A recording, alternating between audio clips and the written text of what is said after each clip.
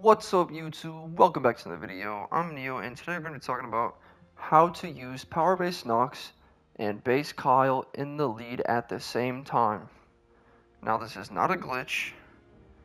You're not going to need anything for this other than the game. So this is a hero loadout that I recently made and it is very broken. Like, I'll just put it that way, it's very broken. And it works flawlessly.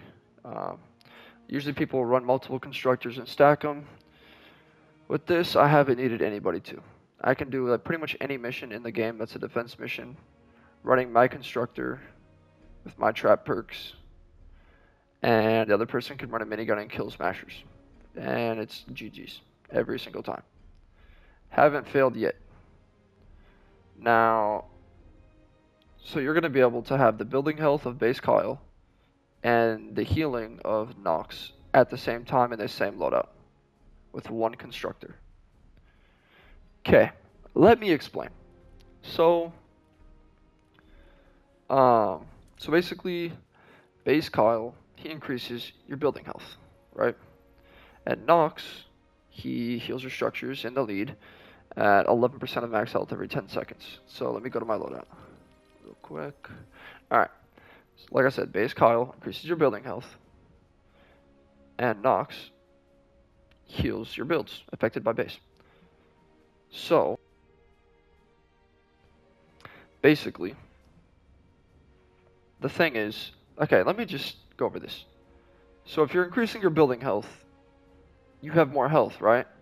So a percentage of your max health, it's going to heal more. Okay? So in support, he heals 4% of max health every 10 seconds. And lead, it's 11% of max health every 10 seconds, like I said before. So, what we could do is put him in support, that's 4% of max health every 10 seconds. And then, if you look at a heals attached perk, it is 4.8% of max health every 10 seconds. So that brings you up to 8.8% of max health every 10 seconds. Okay, it's not 11, but it's 2.2% difference, and it is barely noticeable. So it is very, very nice. So, excuse me. So you'll get the building health, but you also get the healing. Now, if you look at a schematic that has building health, it's only 17%. That's nothing. Now, if you look at base Kyle,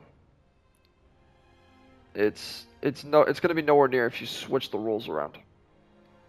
Nowhere near. Not even close. It doesn't even get up to what he is in support. 17 versus 28. But with power modulation, it's actually more than the support perk. So if you use base Kyle in the lead, you're going to be able to stop smashers. A smasher could charge your wall and not one-tap it. Very good, right? Now, Ice King could do the same thing, but the problem with Ice King is when they unfreeze, they're still going to be in the charging animation, and they're going to plow through another wall. It happens a lot of the time, and it's very frustrating. So, base Kyle in the lead, Knox in support. And then you have, I'll show you my trap perks. So normally, I would run this wall launcher, high durability, 1 reload perk, 1 impact and knockback, and a heals attached perk. So they're going to be healing. It's going to have 1 reload to make it a little bit faster, which is going to bring your reload time to 5.6 seconds. The impact is going to help keep them off the walls for longer, which is going to be good. Okay, so that's pretty solid. Now we go over to our floor launcher. We have double reload, making it a 4.3 second reload time, right? And that also has heals attached. Now, the thing with this is if one's double reload and one's single reload, they're going to alternate their firing, right? Which is going to be very OP because they're not going to be firing at the same time, making it useless. They're going to actually be pushing them off back and forth so they keep them off the walls. So that they don't just both go off and then they just go up to wall, smack the wall for 4.3 seconds until they get launched again. You know what I'm saying? So it's very, very good. Now, the thing is, if you look at my durability on my wall launcher, it has 54 durability.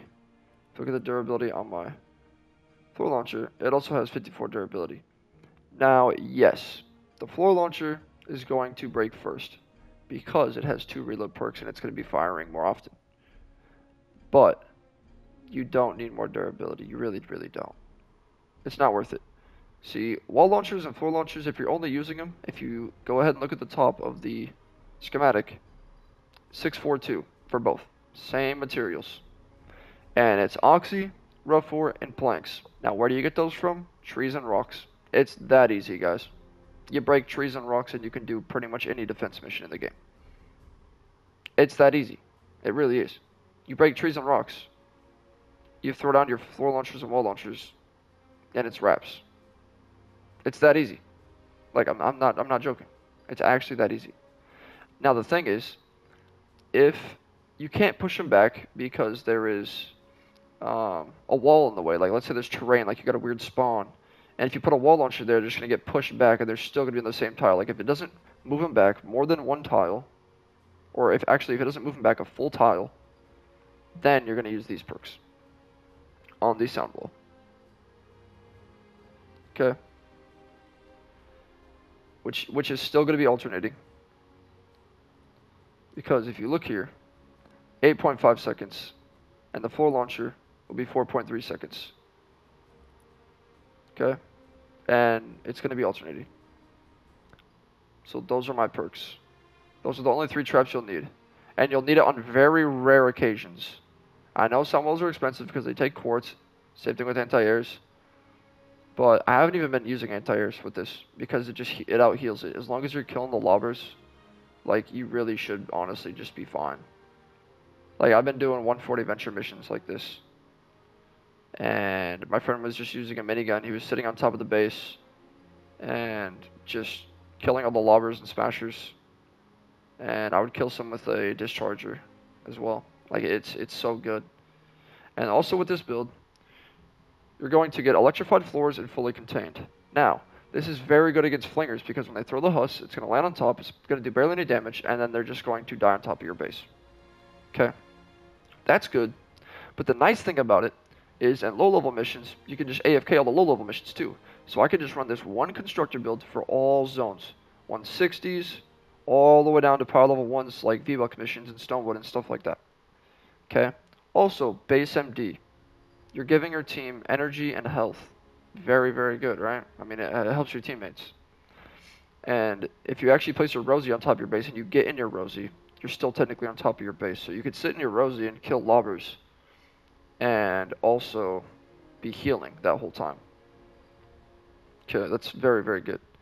And then Mega Base, good for evacuates and repairs. And then also you can use this in Frost Knight. Now the thing that you can change is the team perk. There's 3 different options. You can go Happy Holidays to get more Rosie. So like maybe if I'm doing like a V-Buck mission or something like lower level mission, I could do Happy Holidays. I could spam my Rosie, bull rush the mini boss, whatever. Whatever you may want to do. I mean, you could use Happy Holidays in there and it would be just fine. You get better plasma pulse cooldown. You can get pretty much infinite Rosie and you can just spam bull rush. So that's good. Recycling. I mean, you could use that in Frost Knight. You could use that, let's say you're doing like a Storm Shield defense. You want to get some free mats out of it. You could do it, you could just use recycling anywhere. I mean, it's good. Like, especially in Ventures. That's what I've been using in Ventures. As you can see, it's equipped. Because I get almost all of my metal back after building the mission. Okay. Now, the other one you can use is Supercharged Traps. Very, very, very good. Only problem is, I would only use it if I'm doing play with others. Because then I can buff their damage. Because they're probably not, I'm probably not going to build it if I'm in play with others. They're probably going to build it before I get in there, because it's play with others. You're joining an ongoing mission, most likely. So in that case, I would run Supercharged Traps to increase their trap damage. But when I'm doing my build and I'm just stalling, I don't need any more trap damage. The only thing that would actually do more damage is my anti-airs, which I rarely use unless it's like a 160 or something. Okay, so it's really unneeded. So I normally just run recycling. Now that is up to you. And then obviously you're running a constructor, banner slow field. You can slow field that mini boss, banner all your walls, push back the mini boss with your bull rush, keep them off the wall, just keep slow fielding and bannering. And obviously you have the discharger as well, you can kill it fairly quickly if you're in a team. And yeah, that's how you get base Kyle and Knox in the lead. It's very, very broken if you use my trap perks. Now I'm going to load into we'll just load into my Canny Valley Storm Shield, and I'll show you the build that I do for retrieve the data. And it'll be the same build across all defense missions, except for Fight the Storm, which you can kind of build your own thing, but I would normally do a solid metal 3x3 cone that goes up, build up 2 walls off of that, and place a drop trap to knock them back to keep them off that top cone. And you're going to make that top cone out of tier 3 wood and place a wall launcher on one of those supporting walls for that drop trap. That is a very, very good Fight the Storm build. I'm going to load in here and show you just kind of the basics. So with this floor launcher, with the perks of this floor launcher, it is not going to launch them up 2 tiles to hit a ramp. You have to place the ramp on 1 tile above the ground. That is something I have to stress because I know y'all are gonna say, "Oh, your build doesn't work. It's terrible. It doesn't even the floor launcher don't even launch them high enough." Yes, it does. You're just building the mission roll, which I will show you what I mean, because it's gonna look very weird to you guys at first, but it does the same exact thing, and it's just fine. And I actually like it better because you can actually get on top a lot easier. So let's say this is just a retrieve, right? Let's say this is the data right here. Whoop to woo. You know, that's the data. I'll even make it look more like it retrieve the data. We got the balloon right there. Okay. All right. So how we build it is we literally just go like this. Now, what I was talking about, if I can get up here, is most people would go like this. Now, I've actually tested this.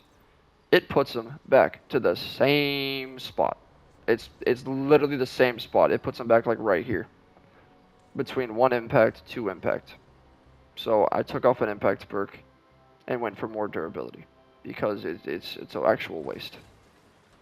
No point. And it's also cheaper to build it like this, and you can mantle on top of the base at any time to collect your recycling, to stand up here and take off some lobbers with your Rosie, stuff like that, right? So all you gotta do is place your floor launcher here, wall launcher here, all the way around. Just repeat this all the way around like that, you know? And then let's say there's like terrain, like let's say you're building, let's say the data's right here, right? Okay, obviously, forget about those 2 walls. Here, let's actually make it better. That's a terrible example, my bad. Here, let me get to a spot here where I can show you what I mean. Okay, let's say the retrieve's right here, right? And the walls are like this, all the way around. Now, these sides are good and everything, right? But then you wouldn't want to put a wall launcher here because it's really not going to do anything. You're going to get stuck right here. That's when you place that sound wall. That's when you go ahead, throw on the sound wall, and they'll just dance. And then you also have the wall launcher and still use the floor launcher because it will, so the wall launcher is going to kick them over here really fast, and they're going to come back. Now, the floor launcher, they're going to get launched up. Think about it. It takes time for them to go up in the air. Then they have to land back down here. And then when they land, they're actually like stunned for a second. Or staggered, I guess you could say. They're not stunned. They're staggered. So they kind of stand here for a sec, and then they walk up. Now, I have tested, before you guys try and like say, oh, Ice King would be better in support. I'm using the wrong hero lot to show you guys, but Ice King would be better in the support because it snares them for 15%, and they will take longer to walk up to the... Dude, it's going to be like not even a half-second difference. It's not worth the extra perk in the support team. It's really not. It's really, really not. Like, I know having Thunder Thrower and fully contain is kind of overkill, but the thing is about that also is when they're taking damage like that, they're not going to despawn. So especially in what is it? The explosives, like the explosive husks. What's the name? Exploding Death Bomb. So if there's Death Bomb Husks, and they despawn because they're not taking any damage, they're going to blow up and damage your base. You know, that's just not a good thing. So with them taking damage, like very, very slowly from Thunder Thrower and then fully contained as well, is that they're just not going to despawn. They're just going to get knocked back the whole game. And yeah, and even if they do die, I mean, it's okay. But instead of them respawning all the time, just keep doing damage to your base. It's better to just do barely any damage to them, you know. But yeah, that's pretty much it. I'm trying to think. Oh, I can show you guys the Fight the Storm build. Now that one's very easy. So let's say we're building a Fight the Storm. You already know you place the cones all around. This is what everybody does. Just like this. You know how it goes. And then here, you build a wood cone, making it the weakest part, making the husks aggro to it. Now you're gonna tier 3 the cone, obviously. You're gonna go up twice, place a drop trap, like so. Okay, and I see how I placed it this way. That's because this is pointing that way, pushing the husks back this way. You don't want to keep them on this wall right here. You want to get them off so they have to walk back up. And then here you put a wall launcher, and here you put a wall launcher, so that they don't try to break this wall from the backside. So there they get pushed back, they get pushed away from this cone, and they also get staggered from the drop trap. So that's very, very good. And then evacuate, it's the same thing. Evacuate and repair, and ride the lightning. All that is the same thing as the retrieve the data, just not in the same shape. You just place the cone above, you know, you place the wall launcher, floor launcher, and you call it good. And if there's any terrain in the way, you just use a sound wall instead. Now, you don't have to use a sound wall. It'll still work fairly good with the floor launcher. I just like to do it. But sometimes adventures, I try to save my quartz, and I'll just use the wall launcher instead of the sound wall. So you guys can kind of mess around with that. But that is pretty much it for this video. Drop a like if you enjoyed. Hit me up with a sub. Use supported creator code Neo2Rich, and I will see you guys in the next one. Peace.